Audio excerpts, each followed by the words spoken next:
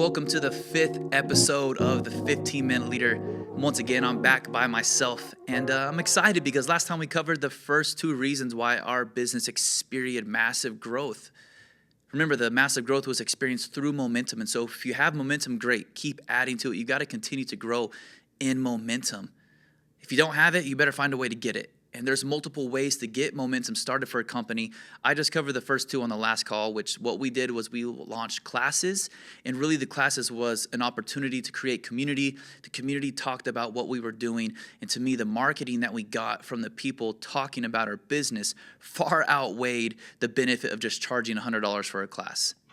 If you're in the business of just trying to collect $100 every 6 weeks, you're not going to get far. But if you can have a group of people marketing on your behalf of what's going so well, then you're set.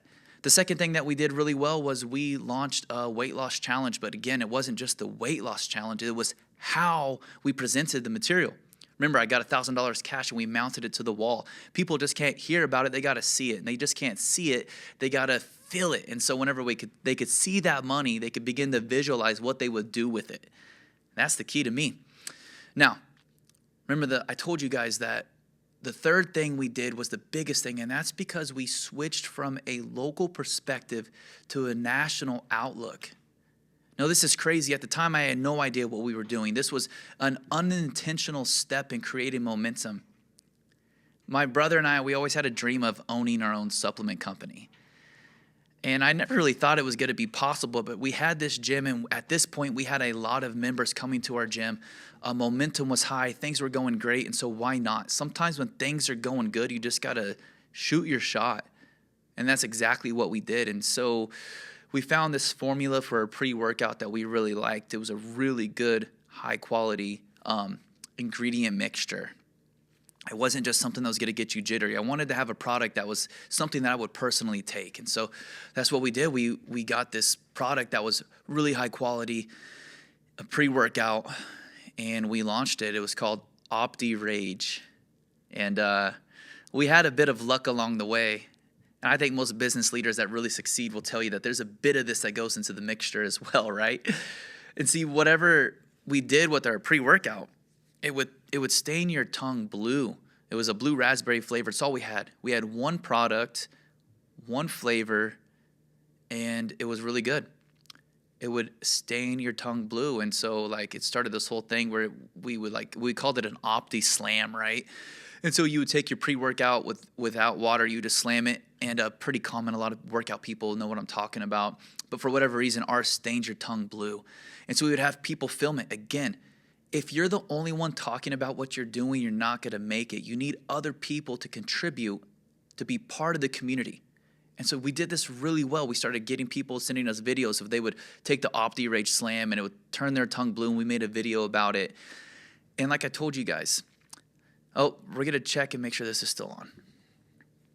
Okay, we're still there. Whew, thought I lost audio. Last call we did, I lost audio, and I'm not about to do that again. So it would turn your tongue blue. It was pretty awesome. But it changed our outlook. I wasn't just trying to sell my product to people in my gym. That was way too small. I now had something that could get outside the wall of my business. And I think that anyone that owns a business, you've got to look at additional ways to get revenue. And so we see this all the time. Like my buddy Ty, he was on the third podcast we did, I believe. He's got his trout business. He's not only trying to sell trout, he sells trout to restaurants, right, and grocery stores, but he's also selling hats. He's also selling canned trout. He's selling merchandise. He's got multiple streams of revenue coming into one business. I got a lady named Jacqueline who owns an RV store, and she's not only selling RVs now, she's also designing her own products, like little attachments or cushions that can go inside the RV. You see, the RV is massive, but the cushions she sells, man, that can be packaged and shipped all over the world. And to us, that's exactly what Opti Sports became for my brother and I. Opti Rage was the product. That was the first step. And then getting a nationwide perspective was the second. So what we did, what went really well was we were good at creating momentum. And so I remember we were calling up everybody. We're trying to get in stores because we felt that was the biggest way to growth. So yeah, that's what this podcast is. I want to share a couple of things we did with our product that shifted us from a local perspective to a nationwide outlook. And so yeah, I was like, man, we could get into discount sports nutrition. There's one in OKC and there's one in Texas. And so we got into the Oklahoma City one first. I remember we would drive there and we had our product, and you're just trying to make it. And we would say, look, this is our product. You don't even have to buy it. If you just give us a place on the shelf, just give us a place on the shelf. This is what you'll keep. This is what we'll keep, and we'll go from there. And they were super kind and generous, and they let us do that. They gave us an opportunity. Sometimes you just got to get your foot in the door. You don't need the massive deal. You just need somebody to take a shot on you. And they took a shot on us. And so then what we did was we were like, hey, can we pull up on a Saturday and help promote our product? Can we be in the store? And they gave us the green light. And so yeah. And so we would show up to the store and we'd set up our booth and we'd have free samples out. And then we brought a pull-up bar. And we would challenge anybody who walked into the door, like, if you can beat the Pain Bros, is what we, if you could beat us in a pull-up contest, well, then you can get a bottle of our product for free. And then nobody could beat us in pull-ups because I practiced every single night for like years at home. That was like the one thing I was probably really good at, was just cranking out pull-ups. And so it was super fun. We created this environment. We created an atmosphere where the product was good, but the environment was fun. And so you got to create an atmosphere for your product. What do people feel? What do people think about? And this was all things that were growing us as leaders, like along the way, like, man, this didn't go well or this went great. And we were, like I said, we were unaware of what we were doing that was working so great at the time. And so the second thing that we did was we launched a deadlift contest. Again, cash money on the line, and this broadened our horizon. We wanted people to compete from all over. And so we marketed this deadlift contest in different cities. And we tried to make it to where anybody could win. In a deadlift contest, typically your strongest people are going to win. But we did it in such a way that everyone could compete. And so like we had 3 different bars, and each bar represented a point. So you could deadlift 135 and everybody got 60 seconds to compete. So you could do a 135-pound bar, a 225-pound bar, or a 315-pound bar. And each bar represented different points. Again, our goal was not to create like a super small pool to withdraw from. We wanted as many people in as possible. So we had men and female divisions. Man, we threw this thing like a party. It wasn't just a competition. It was a time to celebrate. Remember, when we can celebrate others, it creates buy-in. And so this was, again, another opportunity to celebrate a bunch of people. Man, this person dominated the competition at the 135-pound bar. This person did so great at 225. We even had age groups. The more people we can celebrate, the better. I think that's why a lot of people fail, is they try to look at themselves as the main character. In reality, if you can help celebrate others, help promote other people, pull other people up high with you to join along the journey, that's the key to growth. Now, Opti Rage was starting to explode. The party went great, man. We had a piñata set up in the gym. The piñata was stuffed with supplements. It was just like this time that felt bigger than it really was. And that's what momentum is.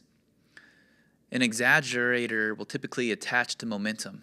Exaggeration becomes your best friend because it makes others believe you're bigger than you really are. We were just some young kids having fun with what we were doing, but now we had this party.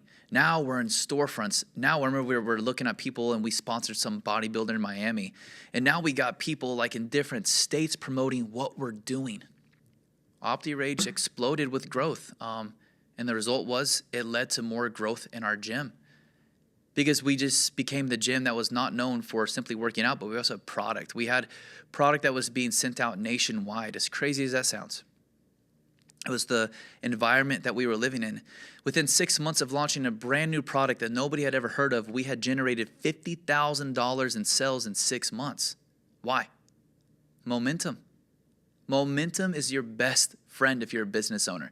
Now, that momentum was driving us, and that momentum created something in us that ultimately led to our failure as a supplement line. And maybe I'll get into that in this call. But the momentum was so high. It felt like in that moment we could do nothing wrong. We started launching individual samples. And even when momentum's high, even things that fail seem like a win. Okay, here's an example. We launched the individual samples, and we were just sending these things out. Well, our product, where we lived in Oklahoma, like the humidity can get pretty bad. It was draining the chemical that would keep your powder, right? And so it was drying. Our powder became like a substance, like a taffy. You couldn't like scoop it out because it was so hard. Well, Remember, it would turn your tongue blue, but not only now did it turn your tongue blue, this sample packet, when left out, would become like a taffy, almost like a candy, and it tasted like a sweet tart. And so we would roll this thing up, and you could actually now eat the pre-workout. And I thought that this was going to be the next big thing, and it actually wasn't. But in that moment, it felt like a win. It was just a fun time.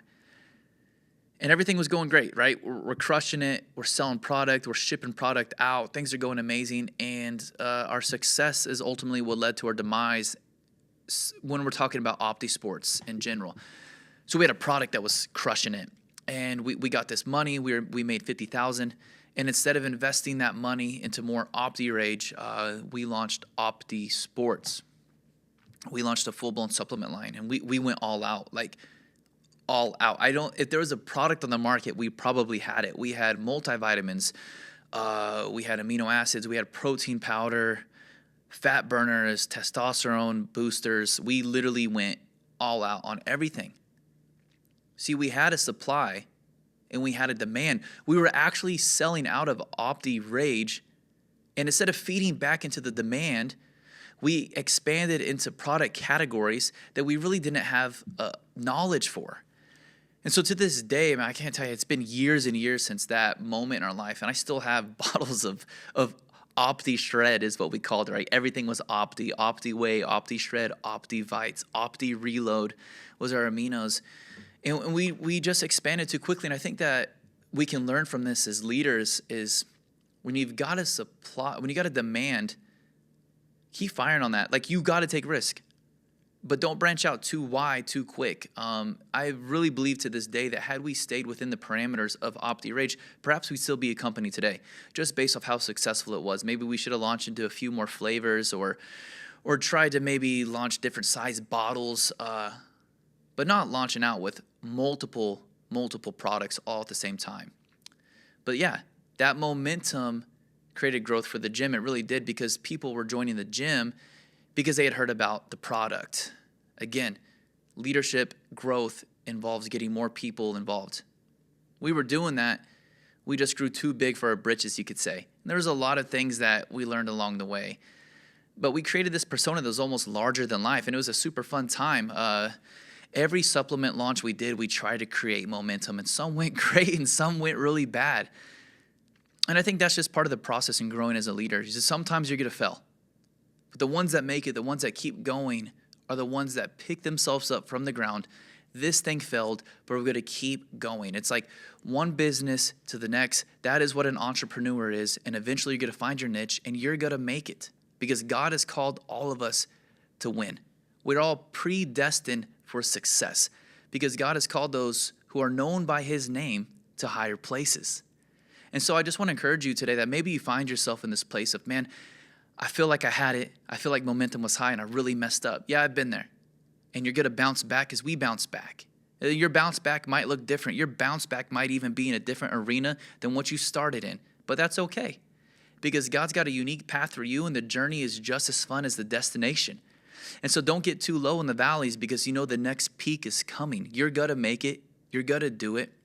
And my encouragement to you is find somebody that's maybe a few steps ahead of you and contact them. Get some advice, get some input, ask for help, because in this journey of leadership, in this journey of entrepreneurship, you're going to need partners along the way. People that say, I've been there and I messed up, and this is how I got through it. And yeah, I think that would be my push for you today, is that continue to create momentum, find these driving forces that are going to propel you towards the next peak. But at the same time, don't forget that if you become a lone ranger, if you get isolated in this process, it's going to become easy to get discouraged. It's easy to look down on yourself and pull up social media and look at other people's success and see, I'm not where they're at. Comparison will kill you every single time, but if you stay focused on what God's called you to do, you're going to thrive, you're going to be joyful. He who carries the most joy carries the most influence, and that is actually contagious. People see that. People feel that. So maybe your hope meters are low. Well, you just need an infusion of a fresh word to keep you going, and I hope that today, perhaps that this message could be that infusion of fresh hope. You're going to get it. You're going to make it. And don't ever give up on yourself. If this thing that you're doing isn't working out, hop onto the next thing. If you're experiencing growth in a particular area, I would encourage you to ride that wave for as long as possible and just see where the end destination takes you. Again, we made it. We did some good things. We did some bad things. We made some mistakes along the way. But those mistakes only made us better leaders. And I can tell you, like, now maybe OptiSports doesn't exist, but my brother has got another thriving company. I've launched a new venture as well that's doing very well. You just got to keep going, keep pressing forward. You got to make it. Thanks for taking time to watch this podcast. I'm hoping to have a guest on the next one. I want to talk to a football coach. I want to look at somebody who's instilled a culture of winning. And so I hope to see you guys next Monday morning at 6 a.m. Make sure you subscribe, like this, share this with your friends. Again, I'm thankful you took time out of your day to watch this podcast, and blessings to you, and may more favor rest upon you as you continue your journey of leadership.